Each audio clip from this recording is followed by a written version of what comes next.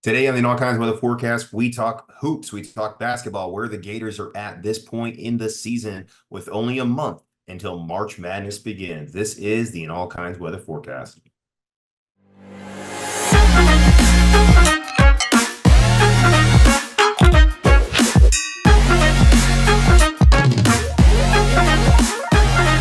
And welcome into another episode of the All Kinds of Weather Forecast. I am your host, Chris Yanes, alongside my co-host, Neil Schulman.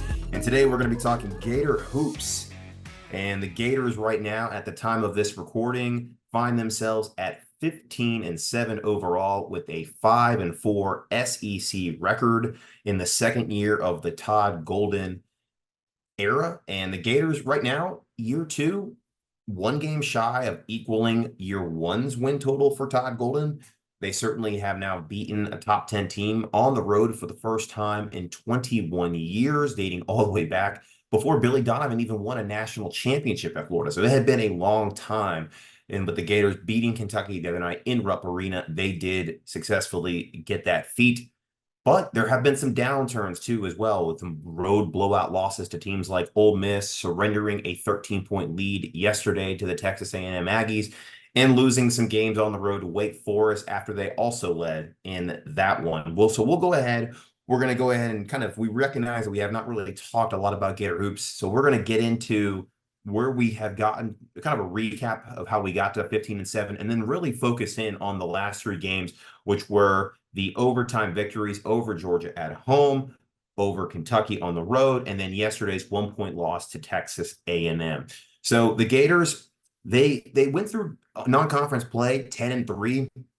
No quad one wins, though. They lost to Virginia by 3 points. They lost to Baylor by 4. And, I'm not saying we're getting into moral victories here, but those were games where the Florida showed that they could definitely hang with the best in the country. Certainly two teams that are going to be playing in March in the NCAA tournament, and games that would have been great to have had now that we know that we're 1-7 in quad one wins or games.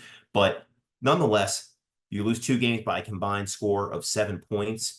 That's not terrible. The Gators, though, did fall to Wake Forest on the road after leading in that one in the first half. And, that's going to be a common theme with some of the 7 losses that we've had. The Gators at one point led in almost every single one of those losses, and sometimes by double digits, and then ended up losing. So right now, that sort of is the fault of these Todd Golden teams, as they have big leads and they do surrender them, something that has kind of unfortunately carried over from the Mike White era. But the Gators then did not lose for the rest of non-conference play, finishing 10-3, and one of those a thrilling overtime win over a Michigan team that is not necessarily back to their Michigan form of past years, but did get the win. We opened SEC play against the number 6 team in the country, the Kentucky Wildcats, where Florida led for the vast majority of the game. I believe it was 37 or 38 minutes in total.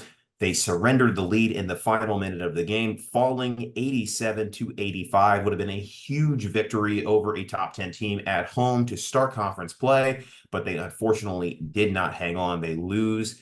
And the woes continued from there, getting blown out up in Oxford to Ole Miss, 103-85. An Ole Miss team that is certainly a lot more improved with Kevin Beard at the helm, and a team poised to make the NCAA tournament this year. They go then Arkansas, a team that is not the same as it has been in recent years, blow them out 90-68. They go on the road and lose to Tennessee 85-66, a top 5 team. Not really a surprise necessarily there. Tennessee is a very good team. So they did begin conference play 1-3, but then that's where they reamed off 4 consecutive wins against Missouri, who is definitely the worst team in the SEC this year. Get a double-digit win there. They get nearly a double-digit win against Mississippi State. And then that's where we get into the 3 games that we're going to focus on today. The Georgia Bulldogs, they at one point had a 23-point lead against Mike White and his squad, and they squandered it in the regulation, going to overtime, but they did pull out a 102-98 win. So Neil, I can't even fathom. I like Todd Golden a lot. I do believe that Todd Golden has shown a tremendous amount of progress. We talk about, when we think about back with Billy Napier, when we discuss his tenure thus far at University of Florida, we wanted to see progress in year 2. I think it's safe to say we're seeing progress in year two under Todd Golden. I think he hit the transfer portal a lot better this past season. He's brought in some really good players like Zion Pullen and Walter Clayton, Tyrese Samuel, but he certainly hasn't quite gotten to where we want him to go, but he's showing improvement. Had he Sure. lost this game to Mike White, I don't even want to know. I don't even want to think about what would have the daggers that would have been pointed toward him in that moment. Yeah, that would have been bad. All right, a couple things. I feel like we should back up a little bit. Number one thing I think we should address for those who are college basketball fans but are not like super in tune, in depth, like crazies. I think we should first define the quadrant system, because I mean Chris talked about that a moment ago about quad one wins, quad two. What does that all mean? So right off the description from the NCAA's website, quadrant one is when you play a team on your home floor that is ranked 1 to 30 in the NCAA net rankings. That's why the net rankings are so important. You can Google that. It's on the NCAA website, just NCAA net rankings. The quadrant system goes off of this. So quadrant one is when you play a team on your home floor between 1 and 30 in the net rankings. On a neutral floor, that number shifts from 1 to 50. So you play a top 50 net team on a neutral floor like we did against Virginia and Charlotte.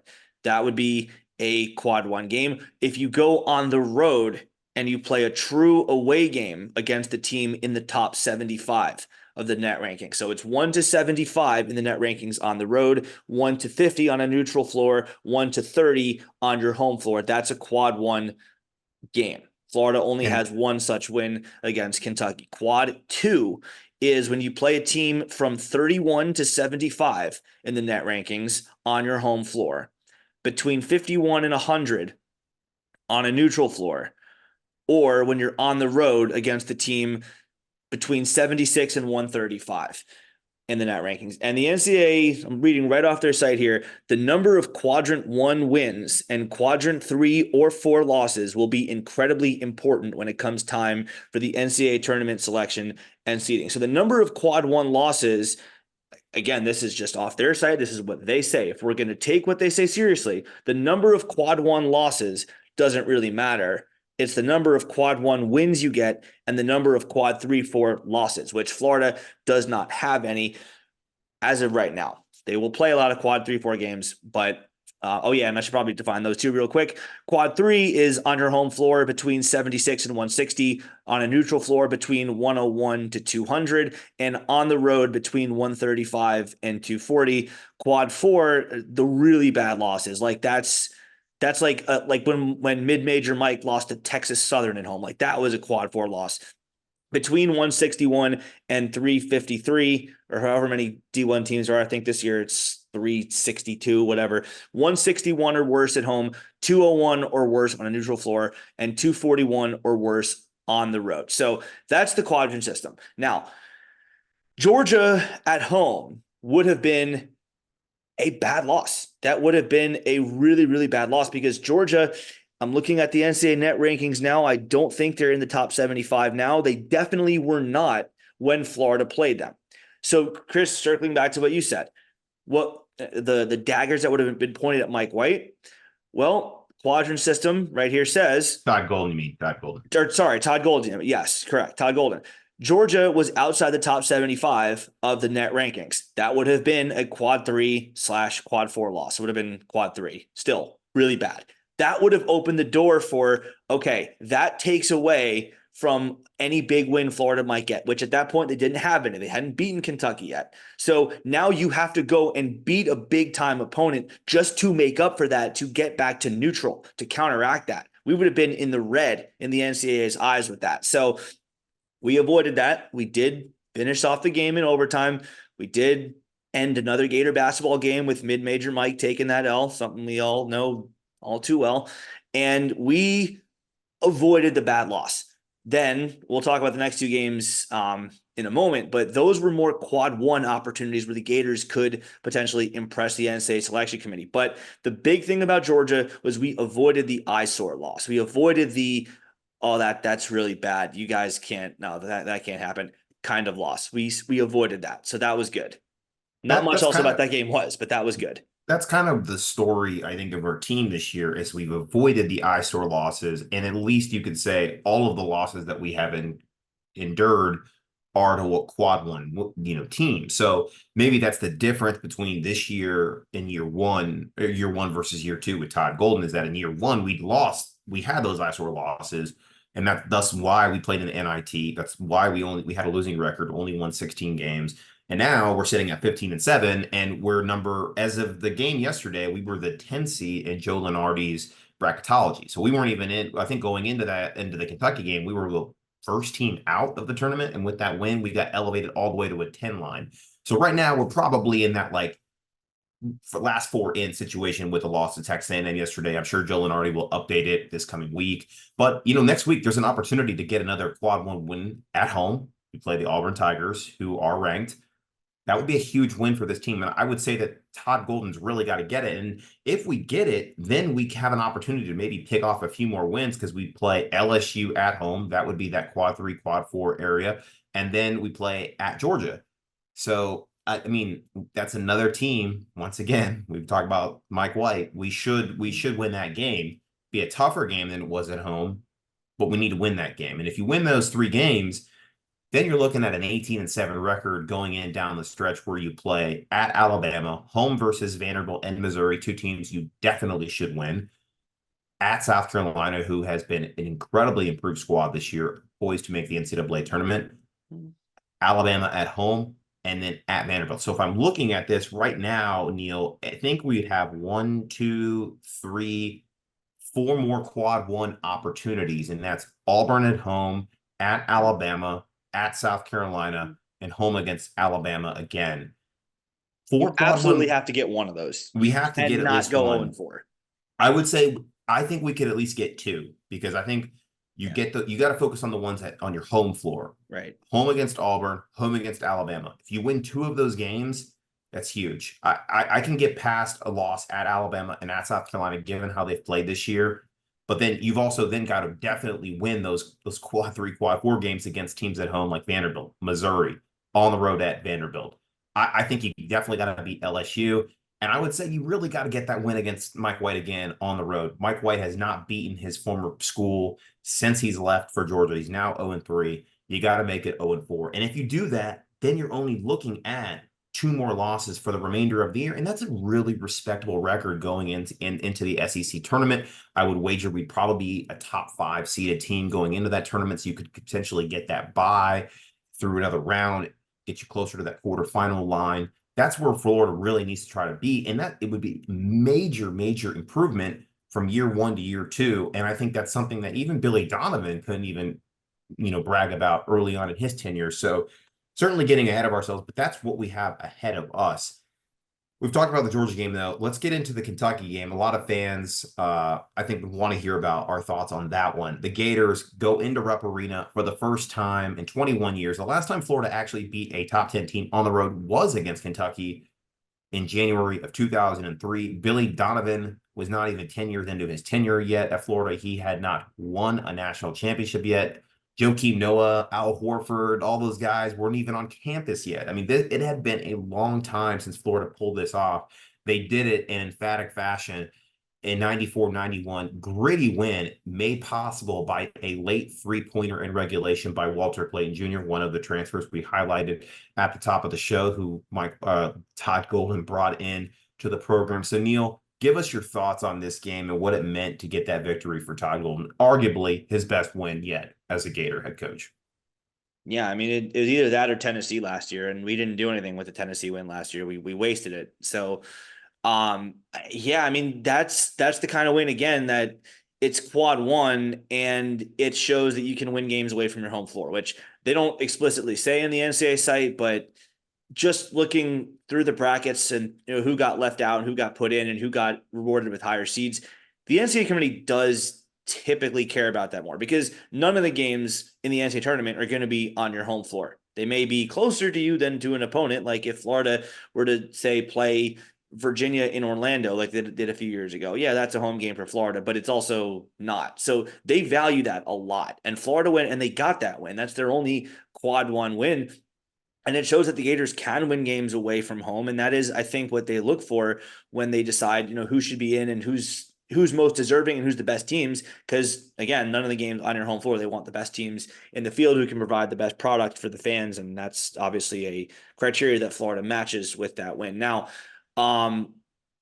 some things about that game, Florida, the defense let down.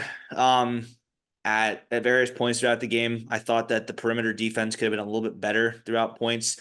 But again, the Gators got the stops when they had to. Kentucky missing some free throws definitely helped. Kind of left Florida in the game, for being honest. They could have put the game away if It they didn't did. do it. I mean, the missed free throw led to the Walter Clayton make down the Yeah. stretch at the end. Well, So yeah, I mean that one, and then there were some others down the stretch that they also missed that could have not even let it get to that point where Reed Shepherd had to make that free throw. But I mean, again, Florida, they were, to their credit, they were given a second chance and took advantage of it. They were given an opportunity, a lifeline back into the game, and Walter Clayton hit the shot that just might get the Gators into the NCAA tournament. And then to Florida's credit, in overtime, Kentucky with a couple of early punches, Gators withstand them pretty well, I think. And then they take command in the last 3 minutes. So you do have to respect that. You do have to like that. And this is, I think, one of the better one of the better defensive 5 minutes, or at least the last 3 minutes, that I've seen all season from Florida against a good opponent on the road. It's loud. The fans all hate you. You're tired. It's extra time. You lock down and you play good defense. Of course, I think Kentucky might have also hurt themselves with some careless lack of care for the basketball, but Florida again took advantage of it and they got the win. So you have to respect them for that, and you have to think that that's a good sign heading into the last month of the season and beyond. And the guy that I really want to highlight in this game, who I think was the MVP of the game, was Tyree Samuel. 22 points, 13 rebounds, was an offensive rebounding machine for the Gators, grabbing those boards, and he has been in some of the big wins this season. That double-double that he posted, a top 10 against a top 10 team on the road, was the first time it was done so by a big since Tim Duncan. Wake Forest, 1997 at Duke, did that in a victory for Wake Forest. And then so like that, there was some history actually behind that Herculean effort by Tyree Samuel, and another Gator that Todd Golden brought in. And you look at the top three scorers in this game: Tyree Samuel, 22 points, Walter Clayton, 23, Zion Poland, 21. All guys Todd Golden brought into the program through the transfer portal. 2/3 of the production in this game coming from those three guys. And that's really been the three guys that have carried this team to this point now where they are at 15-7, is those guys have to have good nights, night in, night out, whenever we have a game like this. And in those quad one games like Kentucky, they showed up in a big way. And they showed up in the other games too, like against Kentucky. They just, this one was where they finally were able to put themselves over the top. And you're right, Neil, free throw shooting was a big part of this. Florida early in the season really struggled at the line. This game shot nearly 82%. Kentucky just under 65%. Difference in the game right there was the free throw shooting. So now let's turn our attention to the most recent game, the result yesterday, a game that certainly disappointing to say the least. The Gators fall on the road to Texas A&M 67-66 in the final minute of the game. Florida had a 13-point lead at one point, surrendered it. And, this is kind of a thing where it was the opposite. The Gators, 12 turnovers, 54.5% from the free throw line. They just went cold. They went cold at moments offensively. The game style changed from the first half to the second half, where A&M was attacking the basket more. Florida was able to play more of that transition basketball that they liked in the first half, and it just was not there for them in the second. A disappointing loss, because this would have been the second quad one win in a row. Texas A&M is one of the last four teams in right now, according to Joe Lunardi's bracketology. So a kind of a bubble game, if you will, between the two games of the two teams. This would have been a huge win in that respect. It could have really solidified Florida in the NCAA tournament right now in bracketology going forward into the month of February. But they didn't get the win. They fell. And once again, a blown lead this time leads to a loss for the Gators. And I know people are going to talk about the officiating. I'm sure Neil might have his thoughts. Personally, I don't care. The officiating did not lose Florida this game. What lost Florida this game was 12 turnovers, 54% from the line. And by the way, the reason the free throw shooting discrepancy occurred in the second half was because Texas A&M attacked the rim. Florida did not attack the rim. They played perimeter basketball. They were passing the ball beyond the 3-point line. You are not going to get foul calls. I used to officiate high school basketball, and people all the time would be like, why am I not getting foul calls? Because you're not attacking the rim and your opponent is. When you attack the rim, you have a higher probability of drawing contact, which Texas A&M did, and that's why they went to the line 22 times versus 2 in the second half. Difference in the game. If Florida does one of those things, especially the free throw shooting better in the second half, Florida wins this game. That plain and simple. Like they did not do what they needed to do in matching the style of Texas A&M in the second half to win this game, and that's why they lost. Well, I was waiting for you to touch on that. You said 54.5% from the free throw line. I was waiting for you to mention the number of times Florida actually got to the line. Florida 6 for 11 from the free throw line. Texas A&M 15 of 24. They didn't shoot that great from the free throw line either. But then you take away the pure percentage, and then you talk about the overall number of times they get to the line. Well, if let's say hypothetically you both shoot a dreadful 40% from the free throw line, but they shoot twice as many free throws as you do, well, then they've been more successful at the line than you, haven't they? Because they put the ball in the basket and gotten more points from the free throw line than you have, regardless of how bad they shot percentage wise. And I think you touched on it. Florida, I mean, you put it you put it as not attacking the rim. I would just say lack of aggression, period. Yeah, because right. some of the shot selection for Florida was just bad, just awful. I wouldn't say bad. It was just horrible.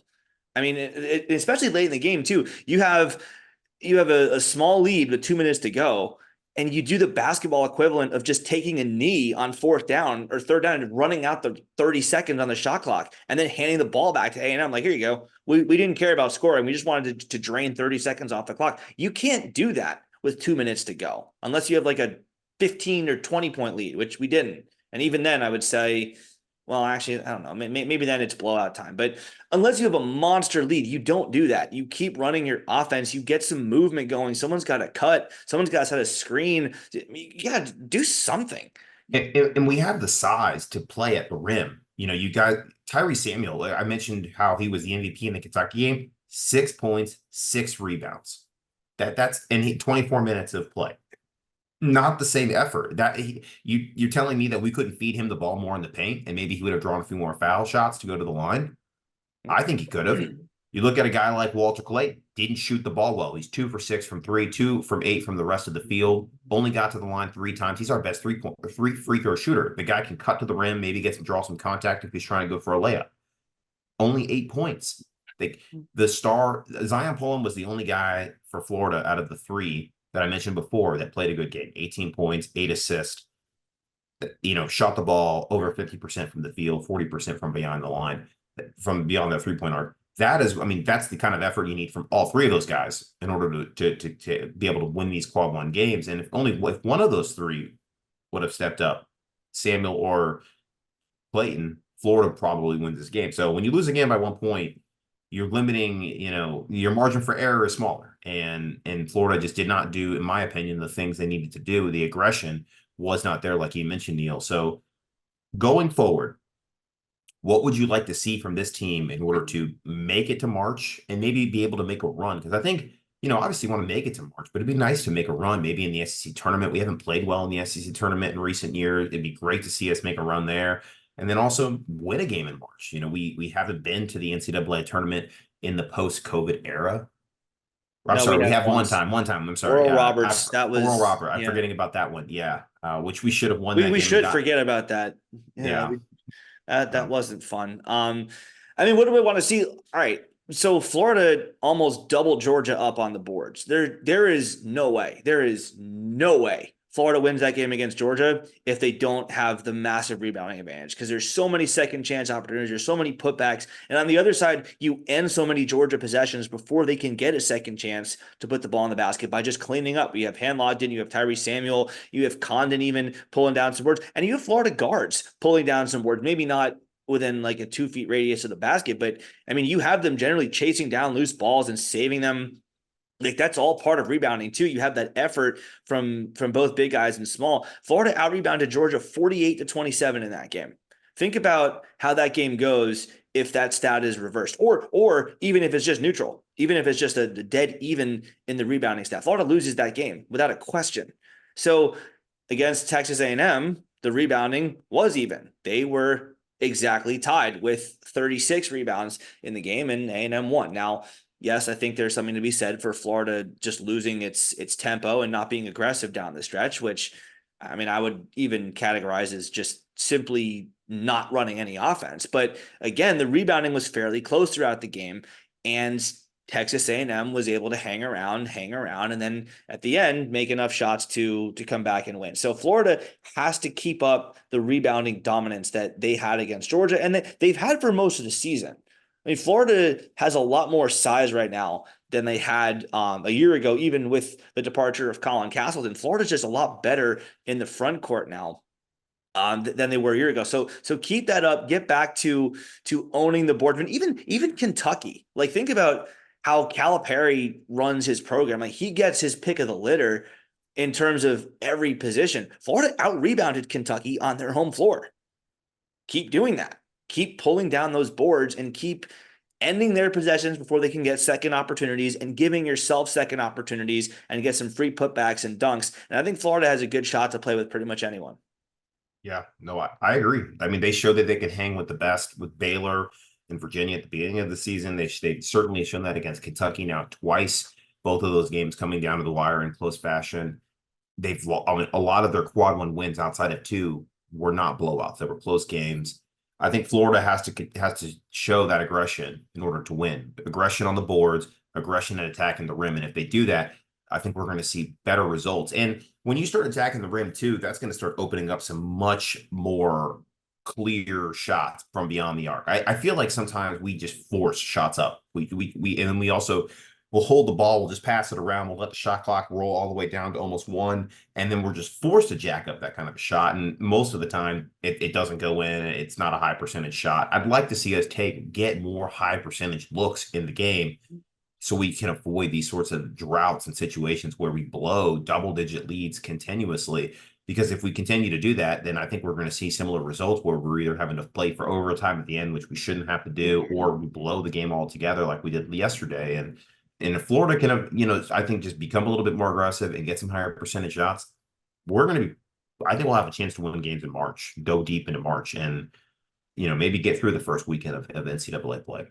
That's the goal. I mean, we don't hang Sweet 16 banners, but I mean, I think any Gator fan, if they're being realistic right now, would say a Sweet 16 would be a very successful season. There's no realistic, rational Gator fan that's tethered to reality that would say, no, that's not good enough. Because you think about where they were last year, losing season, something that for all the criticism that we have thrown at mid-major Mike, and I will defend until my dying day that it was warranted, for all the criticism, he didn't have a losing season at Florida. The Gators were worse in Todd Golden's first year than they were under mid-major Mike in any of his 7 seasons. Now, I will also say that I think there's something to be said for maybe taking a year zero, as we've called it for football, and maybe being okay with things getting worse before they get better, and taking a step back and making things worse than they'd ever been, if on the other side we can then see the Gators be what we know that they can be. And it's not just Billy Donovan, by the way. I know everyone's going to say, well, it's just a one-coach school. It's only because of Billy. We were nothing before Billy got here. I mean, Norm Sloan won the SEC at Florida. Lon Kruger coached Florida to a Final Four. It can be done here. And I think that even in this age of NIL and the transfer portal and the ever-changing world of college athletics, there is still a place for the Gators. Maybe not at the blue blood level, like maybe not with Villanova and Kansas and Kentucky and Duke and UCLA and all of them, but maybe in that tier below them, the Gators do belong in that conversation. And I'm willing to slow cook this thing. And I think that the Sweet 16 appearance, even around a 32 appearance in this season, would serve as a stepping stone for the Gators moving forward. We just, as we know, it's all about matchups and who has the good day on the day that matters in the tournament. But first step, obviously getting there. And I think as we've talked about, the Gators do have a viable plan, a viable path to get there. Playing Alabama twice isn't going to be fun. At South Carolina won't be easy, but a lot of winnable games there. You talk about Vandy twice, Missouri, who might be even worse. LSU is no prize. Georgia on the road won't be easy, but you could win that. So there's definitely the wins there for the Gators to go and get themselves into the tournament. And I think, Chris, I mean, zooming in even closer, starts with Auburn and in a winnable game in the O-Dome. You beat them the last time they came there under Mike White with probably his worst of his 7 seasons. Obviously, the names have changed on the backs of the jerseys, but that's a game that the Gators should not go into thinking is a loss. They can win that. And Chris, just maybe we can we can have some fun with Gator basketball again, because they're close. They're getting closer. I agree. And I think, winning 5 of the last 6 before A&M showed to me that they are moving in the right direction, and not everything is going to be linear. Yesterday showed that. But if we can continue to go up in that upward trajectory with a win versus Auburn at home, like you said, winnable matchup in the O-Dome, the crowd will be behind us. It's sold out crowd already. Then you stay home and you play an LSU team that you should beat. You'll have confidence going on the road against another matchup with Mike White in Georgia. There is a path for Florida to finish the season in a really strong fashion.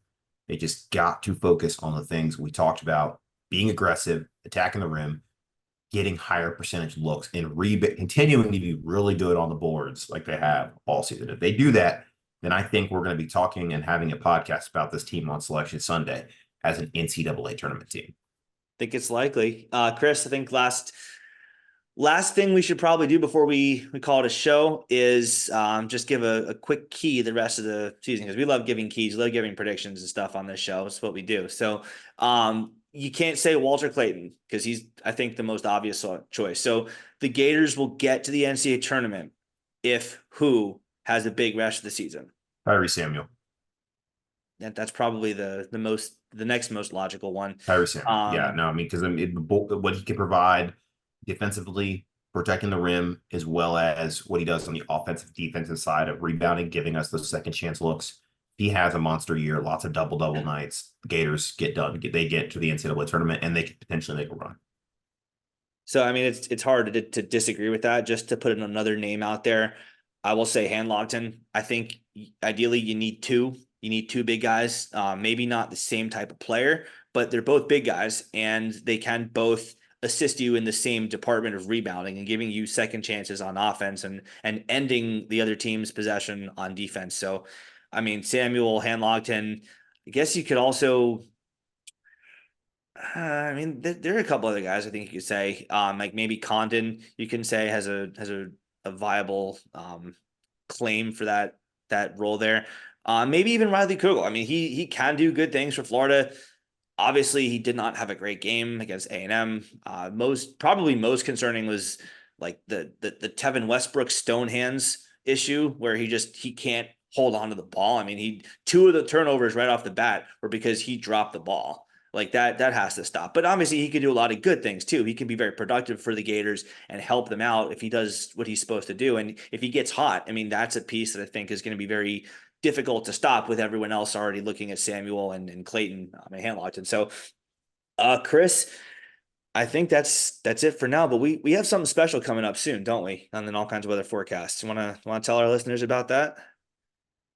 Yeah, we do. We just recently had conducted an interview with an All-American baseball player on the team. I think he's a strong 2-way player. I think after saying that, most people will know who it is, but stay tuned for that one. That's going to be a real home run of an episode. It was a great interview, and we look forward to bringing it to you. So, but in order to get all that, you got to subscribe, like our show down below, leave a comment today on what you think the Gator basketball team has to do to make it to March and make a run in the NCAA tournament.